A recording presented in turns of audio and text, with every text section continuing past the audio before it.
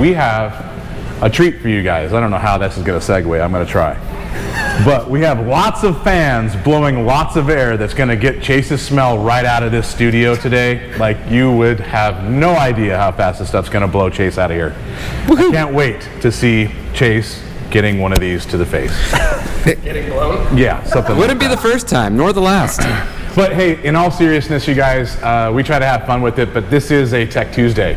So we're going to get back to the technical side of things, a little bit more engineering than we normally do, because we have Andy from SRP, which is Steele Racing Products, and other Steele Racing endeavors, right? Mm-hmm. Many, many things. Yes. And I will tell you this, Andy knows his shit about exactly what we're going to talk about today, and probably can get so in depth into a lot of the brushless engine, or I'm sorry, not engine, Motors. Not a combustion engine, a motor, brushless motor technology. I'm basic when it comes to electrical, so I'm going to let him take over and do that. But brushless motor technology is as simple as this. More efficient, more power, and computer controlled, so you've got options on what it will do for you compared to a standard motor that does not have any of those for you to choose from. That's the simple version, but I'm going to turn it over to Andy and let him tell you and show you exactly what's going on the inside of these electric motors and why you need them. Yes. So our brushless motors, we've taken it up another level.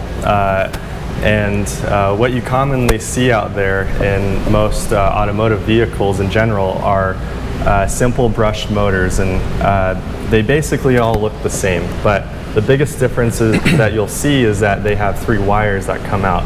That's what indicates a brushless motor oftentimes. You have power, ground, and then you have a signal wire, and that's what this yellow wire is. So what that does is it communicates back and forth between the motor spinning and the electronics that are in it. So what that gives us is more control over how it all operates. And so a brushed motor, in what I remember, is basically wires, magnets, and brushes. And you're putting power to it or you're taking power away. That sucker is on full blast, full load, or it's off, right? Yes. That's your 2 choices. But what you're saying is inside this brushless technology, you've got a circuit board which is and can be computer controlled. yes, So that you can turn this up and down at will. You don't have to run floored. You can run different levels, right? right, yes. The benefit of that is now you can talk to other peripherals in a vehicle. So not only is this logic-based system something that you can control just as a standalone unit, but now it can communicate with other components of your vehicle's electrical system. So let me throw in maybe a example of that, if I understand what you're saying, is that your fan motor can be connected to another sensor in the car. It could be just a sensor, it could be the ECU in the car, it could be something that's giving it a signal, right? So let's just say that fan was connected to a temperature sender for the engine. Then when it reaches 160 degrees, you could turn it on full blast. Or when it reaches 160, you could turn it on at 10%. Yes. And you could turn it on at 20% at 170. And at 180 degrees, you could turn it on at 50%. And you can ramp up your speeds with intelligence. Yes. As opposed to just the on and off switch. Exactly, yes. And that right there gives you efficiency, and it gives you power back to your vehicle. The more power you save, the more power to your engine. You have an overall benefit of not dampening down or damaging other parts of your system in itself. I'll tell you, so obviously we run your fans on our race car, and that's one of the reasons why we're having this feed today, but also because I don't think very many people understand how this stuff works and where the benefit is. So in UTV racing, and really any UTV use, we're dealing with factory stators that are 50 to 80 watt systems, right? Very low amperage in the world of charging. And you know, in any like V8 race car, you're looking at 140 to 220 amp alternators, like minimum, just to keep up with all the fans and things you need on here. So as you start to go faster, let's say you flashed it, you're making more power. You're driving the car harder, your buddies are getting faster, you guys pick up the pace, now all of a sudden things start getting hot and you need more fans, and maybe you need to cool off the belt, maybe it's clutch issue, maybe it's engine temps. You start throwing more electrical power at this thing from the standpoint of use. You've got 3 more fans instead of 1 originally. You've got maybe a few other accessories on the car, and you start chewing up all the power that's actually available for you to use. And you go over the power draw, and now you draw on the battery down till the battery goes dead. And if you're in a race and the car shuts off and you're done. If you're playing, it may not start back up after you shut it off because you've drained it so hard while you're playing with the car. So having a fan that is, or a motor that's more efficient, and you can turn it on and off in different levels as you need them, gives you the power back that you were running out of. Yes, right? Exactly. Yes. That makes it so you can put a bigger stereo in it if it's a play car. Right. Yeah, a bigger light bar. Yeah. Yeah. Oh, there's a big one. So we don't typically have charging issues in our race car until we end up running lights. Then it's over and we start managing our power. If you put a ton more crank power to the crank via whatever boost or any tune, then you need more radiator in the car, and that comes with more radiator or fans, and then you end up with a whole bunch more draw, and it's a never-ending vicious cycle of not having enough power. So just short of buying alternator kits to try and combat that, and they don't fix it all, they just allow you to run more stuff. Guaranteed if you have more power, you're going to put more on there. Back into the play end of things, this kind of a system allows you to use what you have, the minimal amount that you have factory, in the best possible way, so that you don't run out of power. You can still run the stereo, you can run the lights, and not have the thing shut off on you in the meantime. So maybe you can show us, like visually, some of the differences in load just between like the stock stuff and then yours. Sure. So what we have here is a stock intercooler fan off of our 21 RR. And what we'll see here is this is your typical brushed fan. And what happens when you put power ground to this is there is a insanely high amperage spike right on start, because there's no logic to it. There's no way for this to understand that it needs to get to its normal current level. In a nice way. In a nice way, yeah. It doesn't. It just says, let me go. Yeah. And it loads the system. It's really harsh. So we'll see in this power supply exactly how this affects it all. I'll hold it for you when it goes. All right. So I'm going to put the ground here. And then, sorry. All right. No guarantees we're not going to light it on fire, so you guys want to watch close. Yeah, so when I flip one. the switch, you'll see what happens on this side right here, the amperage side, of how high that will go right off start. So you see that? It hit 50. Do that again. So when you flipped it on, it hit 50 for a second? Yeah, hit 50 amps. Okay, let's let it stop one more time. And we'll stick my finger in it, promise. Go for it again. All right, here we go. 50 again. What's your constant amperage running? 9.6 amps. Okay, cool. So that right there shows a lot about what hurts your electrical system that you don't really know. Especially if you're running multiples, that's massive. It's a massive load. So, I mean, let's put this in perspective while you're wiring that one up, okay? So you were at 9 and change? 9.6. 9.6 on running load while that's running full blast the whole time. It took a 50 amp spike to get there. What if that was a radiator fan and you have 2 or 3 radiator fans and they all turn on at the same time and they all go full load at the same time? You can go 100 amp between the two. If you have 3 on some race cars, you can go 150 amp. But there's not a fuse in the car big enough for that. There's not wiring big enough in the car to hold that. So you could spike maybe 20 times, it'll turn on fine, and then the 21st time, it pops major breakers, it pops major fuses, or it burns wires. And I've seen mostly in like charging systems where the main, say 12 gauge wire is just melted off the car. And that's because of spike loading like that. Right. Now this is your brushless motor with technology, as Yes. in intelligent technology in it. Yes. You're going to start this up, but it's smart enough to know it doesn't go full blast. Right. So what you're going to see here is a soft start, is what we call it. And the soft start ensures that it ramps up to its programmed speed at a safe level, and it never exceeds that. And it doesn't spike. It doesn't spike. So we can see that in the same setting here when I flip this switch.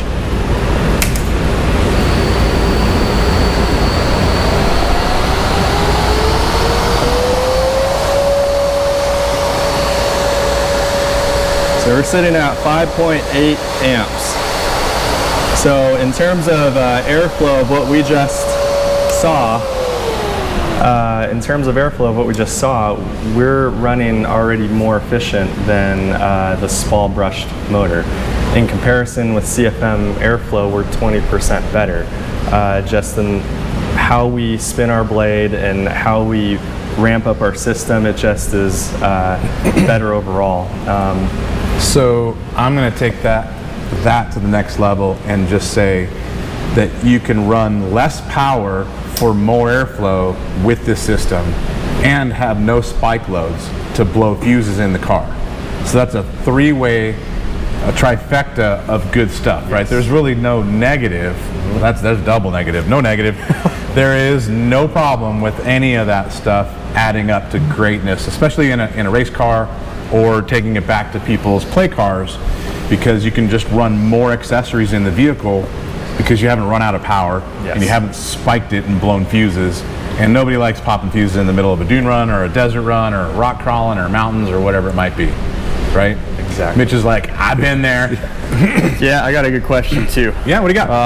AZ Desert Rat, are these controlled by a VFD based on input from a temperature sensor? It can be.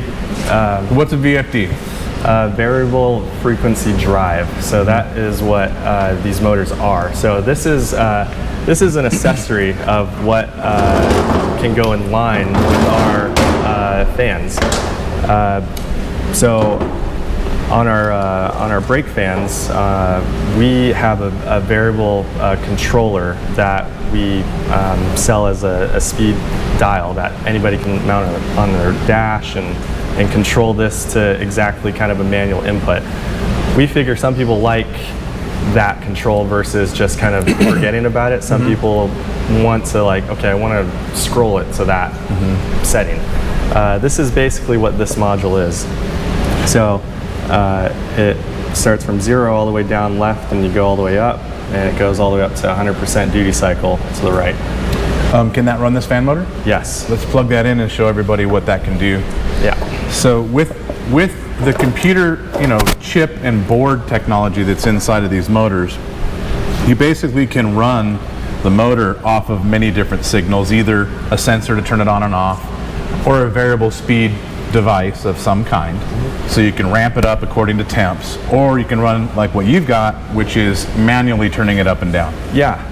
So what's going on here is this is our PWM fan module, and what we've done in this box here is we've converted the signal wire to match 0 to 100% speed on this dial. So it's the same type of fan you'd buy to put in your race car to program them at all these different levels. So this is how this works. So I power it on. It's all the way to the left right now, so it's off. So as I turn this dial, I get this really smooth. So leave that about halfway.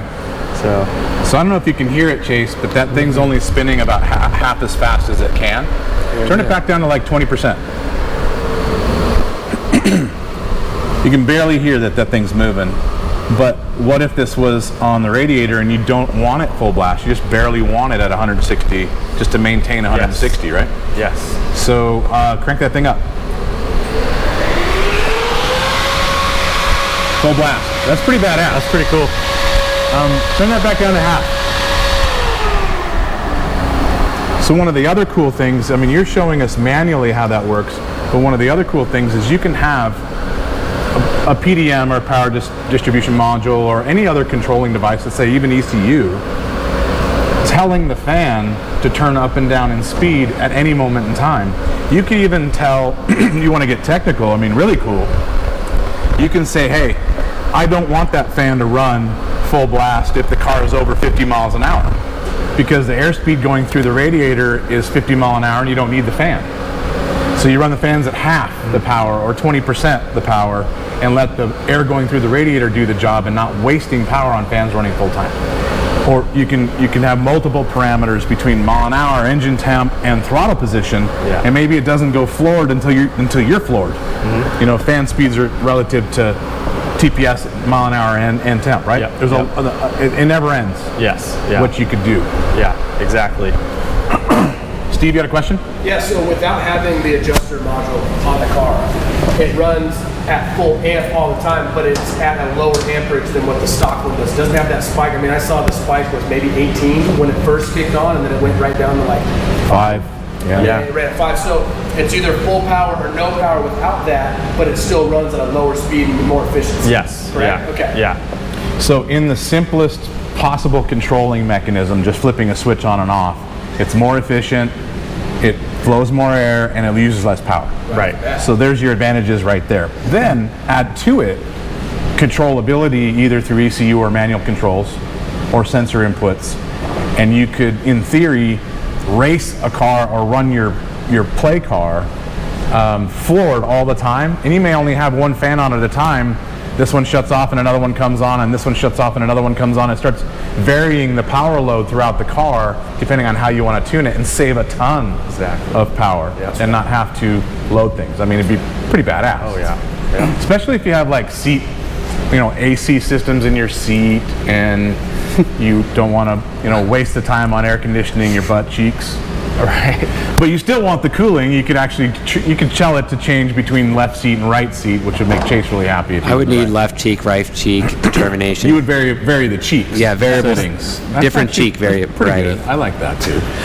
Well, that's pretty badass. You've got another one over here. This is a brake duct kit, and I don't think that we brought one, or I had one on the shelf that we could run. Yeah. But tell everybody a little bit about this and how super cool that is. Yeah, so this right here is our staple. So this is where we built our business 8 years ago, supplying these fans that we built and designed for NASCAR. And they'd use these for brake and tire cooling, gearbox cooling, and then it naturally kind of evolved into some ground effects, some aero advantages. And the reason why is because these are made out of 75 grade aluminum, and even the shell around it is aluminum, so it's meant for racing. It's not a plastic fan blade. No. I mean, it looks like a jet engine. It's a turbine design. Yeah, and that's essentially what this is. This design blade was about. It's kind of it started off a variation of a Clark Y blade pitch, and then from there we've fine-tuned it down to this micro scale in order to get the most efficient spin out of it and pressure coming out of the exit duct. So with these and different variations, they can blow up to 200 mile per hour airflow. 200 mile an hour airflow through that? Yeah, 200. And it sounds like overkill, but in the right application, it is massively effective. And we've seen that a lot in the road racing type industry. Where we see this benefit people now in the off-road UTV side is belt cooling, and simply just dropping this in using our 3-inch reducer, so it's a 3-to-3. You can drop this into your clutch hose inlet. Yeah, your inlet, And then you have, a NASCAR grade brake fan that's actually working and not a plastic bilge blower. Yeah, and we've seen the bilge fans, and those are kind of ridiculous. I mean, they push, what, 35 mile an hour air at the most? Yeah. And I think if you lit that thing off on the bench right now, I bet you it would probably fly at the ceiling. Yeah. 200 mile an hour air is like gone. It's like RC jet airplane kind of stuff. Yeah, you really need to be very, very mindful. This is it's a dangerous little mechanism, but It's a finger slayer. it is. Yeah. You were telling us a NASCAR story too. Yes, yeah. I can't tell you how many visits I've gone to that side of the world and seen somebody always wants to stick their fingers in there. I don't know what it is about that spinning, but it's like you just There's want Chase, to. can't stop it. Right. Yeah. But an aluminum blade's going to win against your Right. finger, so. It's got a certain sound to it. Maybe it just attracts, like flies. Well, we've run those on our clutch assemblies before and currently.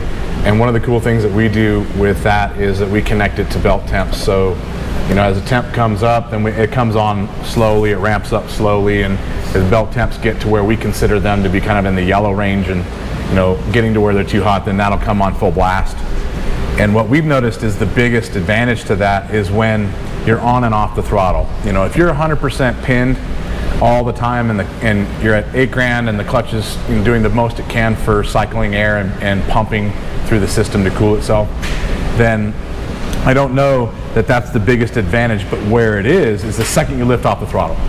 The second that you chop it and it goes down to 5,000 or 6,000 and you're and then off of it, and off of it, that D-cell, that fan drops 5-10 degrees of belt temp in a 7-second, 5-second time of deceleration. So every corner that you come out of is normal, and every corner you're entering, it's cooling. And it's a huge, huge change. Steve? Juan Dominguez wants to know, does SRP make replacements for OEM intercoolers and radiator fans? We do. This is what this is actually.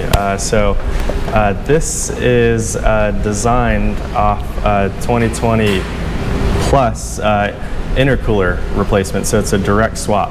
That's Polaris, right? X3. X3, Yeah, okay. the X3, yeah. So the 2020 is an up, this is this version for it. For the 1719s, we have this version here, which is a different shroud, but our fans bolt directly on, and they just swap right out with the OEM intercooler. Mitch? How about Polaris? A couple of people asking about Polaris products. As far as bolt-on, I know you have like some accessory stuff and modifications for wiring or how you want to plug it in or stuff like that, but maybe just the Polaris side of it, do you guys have anything for that? We currently don't have any direct Polaris swaps, but absolutely they can be applied in a clever configuration. You can put a fan on anything if you're willing to mess with the shroud. Do you have plans on doing Polaris stuff? We're thinking about it. Right now, we've seen kind of Can-Am dominate a lot of the market, so we've just addressed these two swaps. They generally make up a lot bigger percentage of the market from what we've seen, but Polaris would be the next thing for you. Polaris would, yeah. Now that brake cooler, or I guess we would call it, we'd be using it as a belt cooler, can obviously go on anything that's not car specific. It'd be easy to program too. I know we've had good luck with it, and I would recommend it, that's for sure. What do you have, Steve? Sorry, does the belt cooler have a variable speed too, or is that on and off as well? Yeah, so this has all the same features as this. Brushless, and the reason why you guys can control them is because of that PWM signal. It has the same logic as that, and it has its own dial too. Ryan H. Bartlett was asking, how many CFMs is it? Which one, this one? Do you have them for both? Yeah, so this one right here, our X3 fan intercooler swap replacements are around between 11 to 1200 CFM in comparison to a stock one that's about 8, and some change in the same setting of test environment. 20-30% more airflow Yes. at 30% less voltage. Right. Yeah. Yep. Our brake fans here, these will push upwards of, in our standard fan, 500 CFM. And we have a really racers type version that will produce up to 800 plus CFM. That's cubic feet per minute, correct? Yeah. For all the Steves and Chases out there, that is CFM, yes. So we were going to connect one of these fans and have Chase do a Marilyn Monroe over it, but I don't think that we really all want to see that. Max Russ. Smell that. Yeah, or smell that. No, it's actually starting to smell pretty good in the shop. Yeah, it is. Max Russ came up with a good point, as well as Rich Fortin. Rich Fortin would like to say much different than those cheap Amazon fans. Oh, yeah. Yeah, we call those bilge fans, right? They're a bilge fan for a boat, or emptying the bilge, cycling the air out of the bilge in a boat. Yeah, exactly. Not enough. We definitely built this with racing in mind, and we've lived in sort of the background for many years, supplying a lot of these top race teams around the world with these very systems here. Up until now, we're kind of getting into this off-road industry for the past couple of years, working with already top race teams and top companies like Shock Therapy, and growing seeing the evolution of how they're understanding this technology more. It's really an amazing thing to see how industries start to adopt this. It's a timing of things is what I've seen. Not everybody's ready at the same time, but as it becomes more commonplace, then it'll be the norm. Yes. For sure. Yeah. So we might be looking at the future that is pretty much normal in 4 or 5 years, where everything is got some variable speed and intelligence to it, so you can manage the power. Exactly. Speaking of managing the power, we were going to go over to the race car and have Tony show us how our radiator fans are kind of programmed to come on at different times. So in our car, we run a stock ECU, but we run a PDM system. A PDM is a power distribution module, and PDM is it's like a miniature computer that controls electronic devices on the car. It can use inputs from the ECU. It can use other sensor inputs to decide what to do for you, and it's also programmable. So, Tony, what are we looking at on that screen? So we're looking at the AIM PDM on my settings here for engine cooling fan pulse width modulation. So what I have here, Chase, is my ECT 100% duty cycle at 195, 75% at 180, and also for 4 different temp settings.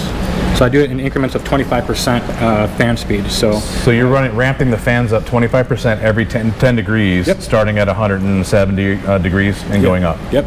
So what I'm going to do now is I'm going to force the value on this to show you. So we'll do 180. You're telling the fans right now that the engine is 180 degrees. Right. Okay. Here we go.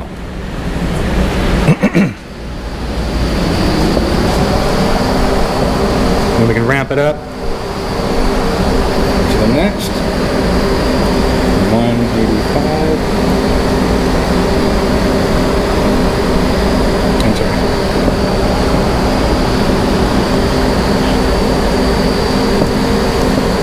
So now you're going to raise the engine temp up to what, Yeah. 190 or 200? Yeah.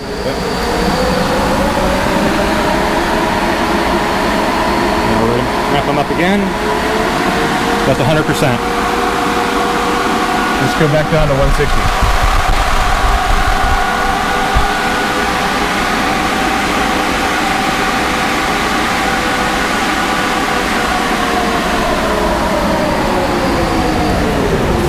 So another thing that we can do in this programming is that we can tell each fan when to come on, so we can stagger them. And I know one of the things that Tony has done in our programming is to stagger these by 5 to 10 degrees. And in other words, we get one fan at 20%, and then when the engine gets hotter, that fan might ramp up to 50%, and then we'll turn on the second fan. Right. So you don't start everything at the same time. Even though we don't have the spike in amperage because of this fan and motor design, it's still a good idea not to turn everything on at once. And if you've got the brain in the car, or PDM in the car, then you can also tell it to manage everything else in there too. So it won't turn an intercooler fan on at exactly the same time that you have your radiator fans come on. It'll stagger it and save the system. So it kind of never ends. The abilities and potential of this are so vast And it just saves a ton of power, which ultimately lets you bolt more stuff on your car, or it makes your race car faster because you're not using up horsepower to make amperage and or wattage, and you're not wasting power on air and fans that don't need to be on. Exactly. Andy, what do you have coming down the pike? Anything new you want to let everybody know is coming? Well, yeah, we among the fans that you see here, we make some novel systems such as a driver air conditioner system. You guys use that in NASCAR?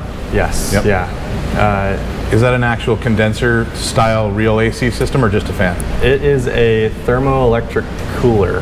So it is using solid state Peltiers is what they're called. And they're basically these little tiny little square wafers that you give them power and ground, and one side gets hot, the other side gets cold, and you split the airflow and you route them to different exits. So what we've done in our configuration is just built our own box. There's probably maybe 2 or 3 companies that provide the system already, I'd say, in the world to the racing industry. So we make our own, and we're working on a more economical, smaller package system for these vehicles. What about helicopters? We don't care about helicopters, Chase. We care about UTVs. Dom- Thank you very much. Dom wants to know, can we put the belt blower in the helicopter so we can make the AC blow super hard? Yeah, have Chase pedal, okay? We'll hang you from a rope and you can pedal the power on that one. Steve, you got any other questions for us? No, I got nothing. Mitch, what do you got? I got one more. Yeah, do it. Ryan H. Bartlett, back to the belt fan there. Can that be reduced down to fit into a 2-inch PVC pipe for snorkels instead of using a bilge blower? Absolutely. Say, That's a simple reduction. Yeah. You can put them anywhere, basically, like you guys are saying. So, Yeah, I mean, you guys literally, all you got to do is make yourself your own neck down device from here down. You could probably even do it with PVC or hit up your favorite fab shop to neck that down to whatever diameter you want. Exactly. Done. Yep. And then, Very important question from California yes, Cannabis. Thanks, Chase. So we were getting there. Thank you. Go, take them off. Last 2 questions. A lot of people want to know where they can get them and how much they roughly run for each version that you have. Sure, yeah. So everything that is shown here is available on our website, so steeleracingproducts.com. Our brake fans, there's many different options you can choose from, but the base model starts at $379. And then there's add-ons such as the variable controller, which is a $99 add-on. So you get that same kind of mode that we showed earlier. The 379 to not have belt issues when everybody's throwing $180 belts on it from left and right in the dunes is like nothing. That would save a lot of money on belts. Right. Yeah, under $500 you get the variable speed. Yep. You get the motor under Yep. And then big fan and big fan motors and stuff. Where's your low and high on that? Yeah, so the standalone fan itself, we're sitting at $225 just for the fan. If you want the shroud combo, I think it bumps it up another $100. So the fully packaged, X3 for the year that you want, they're both generally kind of in that same ballpark. That I thought it was going to be a lot more than that. Maybe because are you just charging us too much for the fans on the race car? Because I thought they were way more than that. Yeah. Well, you get a special one. You get a special version. The more expensive version. That's what it is. Everyone gives it a little kiss before it leaves the shop. Perfect. Well, this is really, really cool stuff. I geek out over this stuff. I hope you guys do too, because it really does save a lot. It allows you to bolt more to your UTV. It allows you to drive a race UTV faster. It allows you to do more of everything when it comes to electronic devices and tune it in perfectly. So thanks a lot for taking the time, showing everybody what we got going on. Mitch? There's a lot of people that really hope you do some Polaris stuff. So Yeah, that means you might want to jump on that next. And you'll probably also want to jump on the Speed UTV as well. Yes, Yeah, so what do you think of the Speed UTV? No, I'm kidding. No comment. You guys, thanks a lot for tuning in. I know it's been a while. We're going to be back on Thursday. Just a heads up. Might be a reverse. Throw it out there on Thursday. Big prizes so that you guys actually will call in and we can ask you questions instead. To turn this out, thank you very much for taking the time. Gentlemen over here showing us everything. Appreciate it. Steve, why don't you show us how to take it out of here? It's been so long, guys, but if you're looking to buy anything we just talked about, please visit steeleracingproducts.com. Or if you want to buy anything from Shock Therapy, please visit www.shocktherapyusa.com or call into the shop at 623-217-4959. I still got it.